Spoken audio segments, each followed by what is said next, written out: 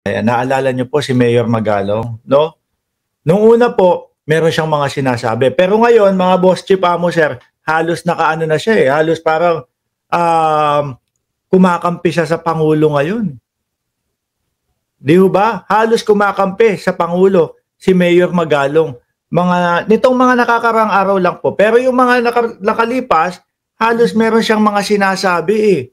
Na mga, kumbaga, kalokohan, merong mga sinasabi na dapat daw imbestigahan, ganito. Kaya lang ho, mga kababayan, yung kay Mayor Magalong naman, parang wala akong nakikitang mga ebidensya niya na inilalabas. Parang wala. Ito, masabi ko lang, ganito, no?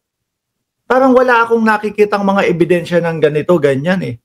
Mas meron pa nga po tayong maipapakita eh, na dapat harapin daw po si Mayor Magalong yung mga ganitong second grab case filed versus Magalong, no? Yung mga ganyan, etc. O port grab case filed versus 3 Baguio's officials, etc. No?